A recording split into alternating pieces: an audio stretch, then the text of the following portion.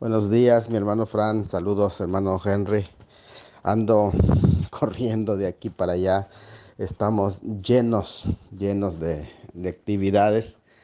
Pero pues, sí puedo dejarles mi apreciación, mi punto de vista respecto a este tema importante. De hecho, he sacado tiempo para escuchar, no todo, pero sí alguno de lo que se ha expuesto. Primero que nada, a veces tenemos una idea sobre ciertos conceptos que creo que sí debemos de ubicar bíblicamente. Por ejemplo, aplicar el concepto de inmortalidad que el Señor sacó a la luz, el Señor Jesucristo, con su venida, su resurrección, pues es ir más allá de lo que el texto no nos presenta. El término inmortalidad no debe de confundirse con la sobrevivencia del alma. Eso es un concepto diferente que, bueno, pues no es el momento tal vez de tocar, pero el concepto de inmortalidad está relacionado con, para el cristiano, con la resurrección y en este momento el único que tiene inmortalidad en esencia, porque esto es interesante entender cuando se habla, el único que tiene inmortalidad, atanatos es la palabra inmortalidad, no muerte, es en esencia, es decir, inherente en sí mismo, es Dios. Y en este sentido es muy interesante porque en este pasaje, ya refiriéndose también al Señor Jesucristo, que ha resucitado y con un cuerpo glorificado, pero que la inmortalidad al que se refiere aquí es en su esencia inherente, que no depende de ninguno más. No obstante, nosotros, por ejemplo, tenemos vida eterna ya. Ya tenemos vida eterna porque el pecado ya ha perdido su esencia en nosotros, su efecto ya. El pecado para nosotros ya no es un veneno que nos afecte. De hecho, ni con la muerte, ¿eh? Ya ni con la muerte para nosotros los cristianos nos afecta el veneno del pecado. Ya ha sido neutralizado. De tal forma que para nosotros la muerte no tiene ninguna afectación porque nos da continuidad para seguir estar ausente del cuerpo en presencia del Señor. Ahora, aquí es interesante porque aunque tenemos vida eterna presente, es una vida de naturaleza eterna, es decir, de naturaleza celestial, de naturaleza divina, que es relativa, no lo tenemos inherente. La vida eterna que los cristianos poseemos al recibir a Cristo, creer en Cristo, no es una vida eterna inherente en nosotros, de modo que está pegado en nosotros y que no puede separarse de nosotros, sino que es relativa, es decir, dependiendo de nuestra relación con Cristo. Esto es interesante porque el único que posee vida eterna también en este sentido es Dios, que no es lo mismo que inmortalidad, ¿eh? En esta forma igual hay que entenderlo y que no es lo mismo en la vida eterna y la inmortalidad, que son cosas diferentes, en Dios que en nosotros, porque en Él es inherente en su naturaleza, en tanto en nosotros no es inherente, sino que es relativa a su persona. Voy a atender a alguien que viene a la casa. Y aquí el tema de la tanatología, de la muerte, está relacionado también con el tema eh, de la cuestión de la hamartiología, es decir, con el tema del pecado. Porque acuérdense, ya separando la distinción entre la inmortalidad y la eternidad de Dios, del creyente, vamos a decir, el cual es relativa, vuelvo a reiterar, relativa, o sea, no inherente en nosotros de tal forma que no se pueda separar, porque no somos Dios, no está en nuestra naturaleza pegada, sino que depende de nuestra continua relación o permanente relación con Cristo. Y esto es algo que debemos de entender que a diferencia, a diferencia de Adán, no poseía la inmortalidad en el sentido de el creyente espera la inmortalidad con la transformación de su cuerpo. porque Adán no tenía transformado su cuerpo. El cuerpo de Adán no estaba glorificado y esto es importante que se entienda. Por lo tanto, en potencia podría ser afectado si el pecado se introducía. ¿Por qué? Porque Romanos capítulo 5 muestra cuál es el origen de la muerte. Él dice, Romanos capítulo 5, por ejemplo, que el pecado entra en el mundo por un hombre y por el pecado entró la muerte. Eso es el capítulo 5 de Romanos, que hay toda una explicación sobre la relación de la muerte y el pecado y de la ley también, que se aplica entonces porque incluso antes de que se dé la ley, pues había pecado después de que el hombre pecó. Entró el pecado y con el pecado la muerte, aunque no había ley y no todos pecaron a la manera de la transgresión de Adán. ¿Por qué? Porque Adán pecó por transgresión porque a él se le entrega un mandamiento específico. Las diferencias entre, entre el pecado jamartía y la transgresión que ya es que se quebranta un mandamiento, eso es la transgresión. Así que Adán peca por transgresión, sus descendientes pecan por amartía, por desobediencia, sí, Adán, pero el hecho de que no se les entregó un mandamiento específico a sus descendientes no quiere decir que se excluyen de pecado. Hay un pecado, pero que no es condenado como transgresión hasta que viene la ley. Entonces, los que reciben la ley, al igual que Adán, pecan por transgresión porque ya hay una ley. Sin embargo, aunque no pequen como transgresión sus descendientes, no por eso no reciben las consecuencias del pecado, que es la muerte. Y de hecho, la demostración de que están en pecado es precisamente la muerte. Eso es algo muy importante. En el caso del creyente, el, según 1 Corintios 15, por ejemplo, dice que ya la muerte, pues prácticamente ya el pecado ha perdido su aguijón. Vamos a leerlo porque aquí es interesante que se presenta que aquí en esta ilustración del capítulo 15 de 1 Corintios, a ver en dónde está, se nos presenta cuando se habla precisamente de la inmortalidad, el capítulo 55, el canto de la victoria, ¿dónde está, oh muerte, tu aguijón? O sea, la muerte tiene un aguijón, y si ese aguijón, esa ponzoña, se le quita, pues ya de nada le sirve, de nada le sirve que te pique, porque ya no tiene ponzoña, ¿no? Ya no tiene aguijón. Y lo celebra, se burla de la muerte, ese cántico del apóstol, cuando dice, versículo 50, 15-56, ya que el aguijón de la muerte, fíjate, la muerte presenta como un alacrán, como prácticamente pues este tipo de animal ponzoñoso, pero su aguijón es la muerte, o sea que al picar, este, el aguijón de la muerte es el pecado, o sea, si te pica es porque tiene poder el pecado, pero si neutralizan el pecado, que en el caso del creyente se ha neutralizado el pecado, prácticamente te mueres, pero al no haber pecado, pues prácticamente no tiene ni un efecto en ti esa muerte.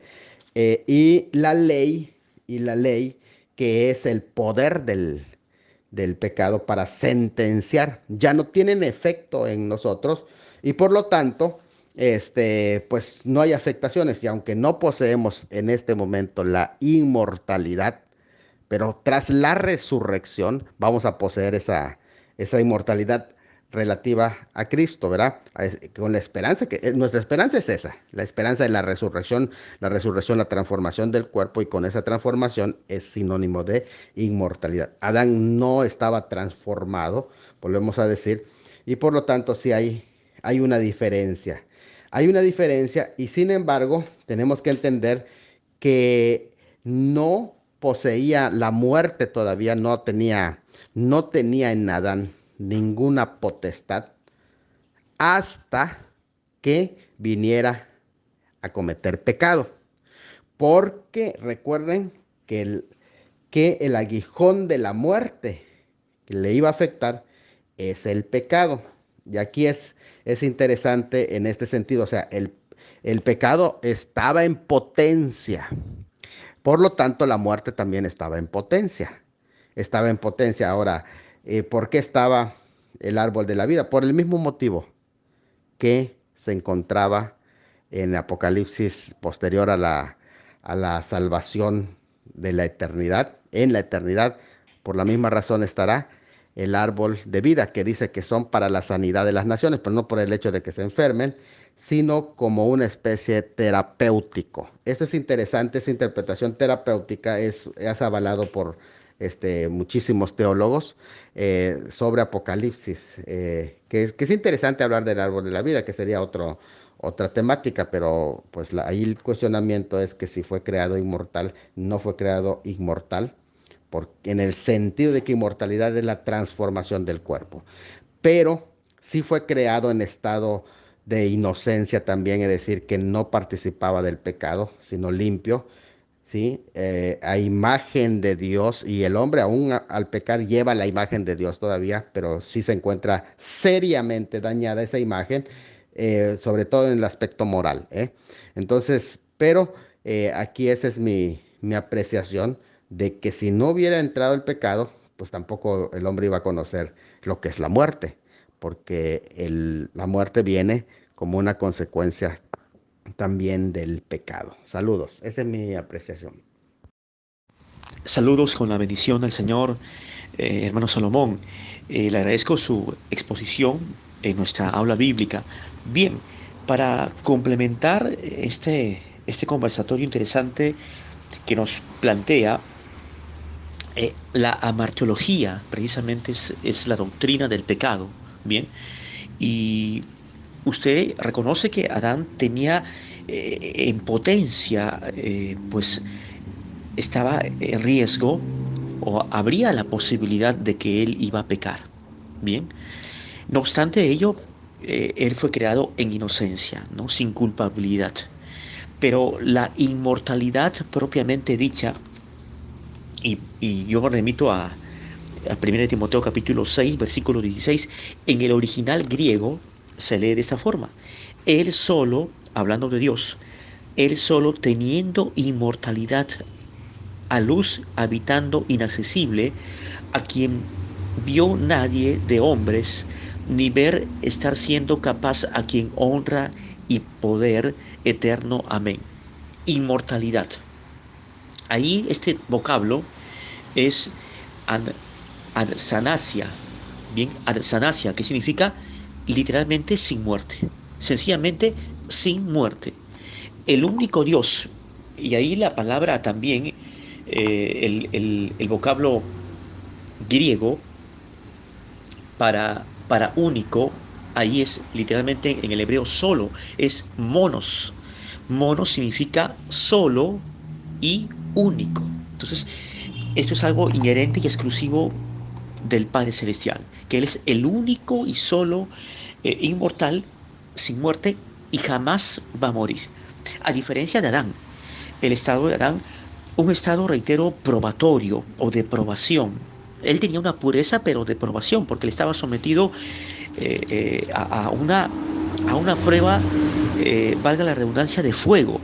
Porque si él desobedecía el mandato expreso de Dios ahí contenido en los versículos 16 y 17, específicamente en el versículo 17 del capítulo 2 del Génesis, mas del árbol de la ciencia del bien y del mal no comerás, porque el día que de él comieres, en el hebreo leemos muriendo, ¿no es cierto? Muriendo morirás. Él perdió la comunión que gozaba con el Padre Celestial en el huerto en el momento que él erró el blanco, bien, de la santidad divina, en el momento en el cual pecó o transgredió y que se llevó a cabo la caída, que la produjo él, pues complaciendo a Eva, porque Eva fue tentada, engañada, y a la postre también fue seducida, deslumbrada por este fruto del árbol y murió. Eh, es decir, esa pérdida espiritual de comunión, una separación de Dios, pero luego leemos ahí que también empezó a darse el proceso de envejecimiento, bien, también celular, biológico en Adán y Eva.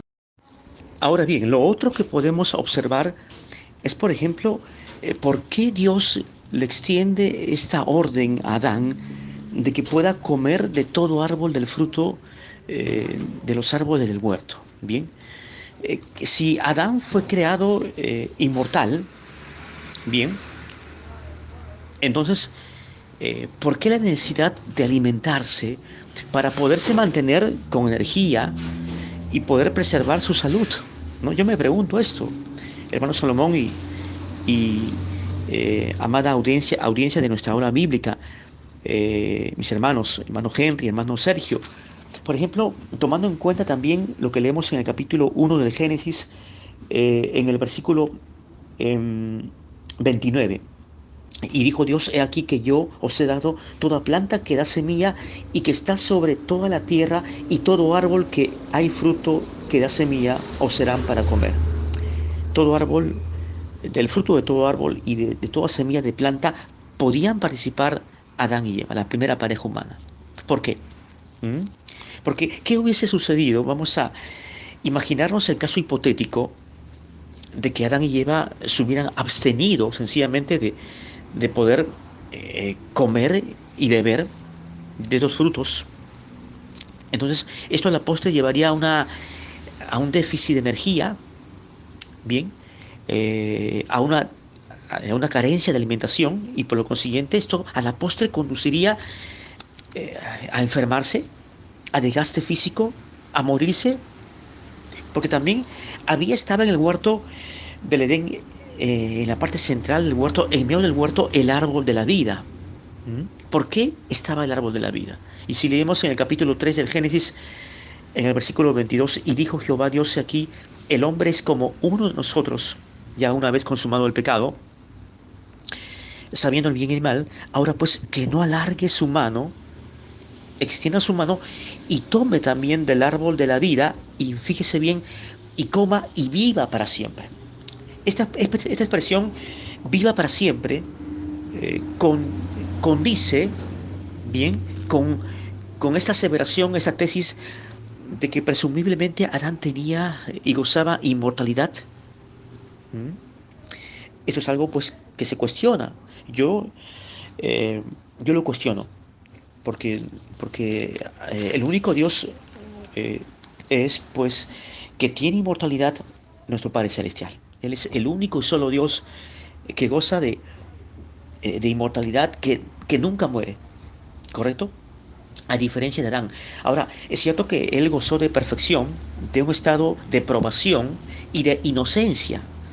Tres ámbitos, o tres realidades. Perfección, hecho a imagen y semejanza de Dios. Inocencia, no culpabilidad. Bien. Y, por supuesto, un estado de probación, porque él tenía que enfrentar esta prueba. ¿Mm? Y esto, y la caída de Adán hizo posible que el planeamiento redentivo del Padre en la persona del Hijo se consumiese, se llevara a efecto. Bien, y esto, el Cordero de Dios estaba destinado desde antes de la fundación del mundo. Entonces, el concepto de amartiología, la doctrina del pecado que se gestó en la tierra precisamente con Adán y Eva, también nos permite apreciar la presencia de Dios, quizás el marco de la predestinación divina que Él diseñó desde antes de la fundación del mundo. Si nos fundamentamos, por ejemplo, en lo que el apóstol Pedro señaló en Primera de Pedro capítulo 1, en el versículo 19, sino que con la sangre preciosa de Cristo, como de un cordero sin mancha. De hecho, el cordero vino a hacer la obra redentiva, salvífica. Dice, un cordero sin mancha y sin contaminación, versículo 20, nótese bien, ya destinado desde antes de la fundación del mundo, pero manifestado en los postreros tiempos por amor de vosotros. Él ya fue manifestado, es decir, el Padre ya lo vislumbró en el pasado, y eso quizás también nos permitiría hacer una construcción amarteológica de la necesidad de que pecara o transgrediera Adán y Eva para que Dios pusiese en marcha el plan redentivo en la persona de su Hijo, del Cordero de Dios. Una cuestión, por supuesto, que también merece un análisis exegético en cuanto a al decreto de Dios eh, eh, infralaxario, supralaxario, bien, cómo se gestó en su mente esta posibilidad de la realidad del pecado, ¿no? Amarteología, bien. Espero que esto también pueda enriquecer, hermano Salomón, y cada uno de ustedes esta observación, esta lectura hermenéutica que les he compartido. Ahora, de hecho, Adán no tenía la esperanza de una resurrección futura, a diferencia del creyente, de la iglesia. Bien, eh, reiteró que Adán no era inmortal, en el sentido pues divino, ni tampoco en su corporidad, porque esto usted, hermano Salomón, tendría que explicarlo. ¿Por qué tenía tanto él como Eva que participar de los frutos de los árboles del huerto? ¿Mm? Para poder preservar su salud, eh, para tener que alimentarse. ¿Por qué? Si revisamos, por ejemplo, en el capítulo 15 de Primera de Corintios, Pablo elabora, plantea, traza todo un tratado en cuanto al tema de la resurrección. La palabra resurrección es anastasis en el griego y significa levantamiento, ponerse de pie. Bien, lo que Adán no tenía esa perspectiva de una inmortalidad y de una transformación, porque lógicamente todavía no tenía lugar el planeamiento redentivo ya puesto en marcha en la persona del Hijo. Y lo que Adán pues perdió fue la comunión estrecha con el Padre ahí en el huerto del Edén. Y también lo curioso de esto es que el huerto desapareció de la escena. Es decir, después de la caída y después del transcurso del capítulo 3 del Génesis, ya no se hace alusión al huerto del Edén. Y como que si hacemos una escatología, por ejemplo, el capítulo 20 nos habla del milenio, los capítulos 21 y 22 finales del Apocalipsis nos hablan del establecimiento de la nueva creación, los nuevos cielos y la nueva tierra, donde ya no habrá la maldición del pecado adánico, las tragedias, las consecuencias, eh, la enfermedad, el envejecimiento, la muerte física. Bien, y también podríamos pensar en este nuevo orden establecido por el Padre, cielos nuevos y tierra nueva, como una presencia edénica, paradisiaca, bien, lo que en el pasado se perdió, se silenció en cuanto al huerto del Edén, ¿no? La ausencia del huerto del Edén.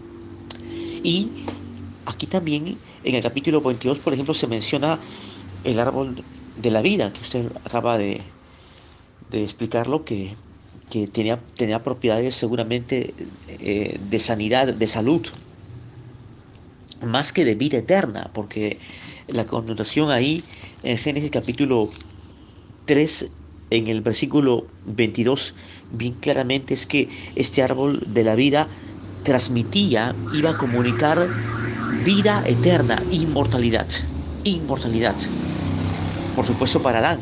Nos imaginamos si, suponiendo que Adán haya eh, eh, participado de este árbol después de la caída, pues hubiera sido una pesadilla para él, ¿no? Una muerte en vida, pero en vida eterna, permanente, ¿no? Entonces, todo eso es importante poder eh, reflexionar y en este análisis que estamos efectuando, hermano Salomón. Bendiciones.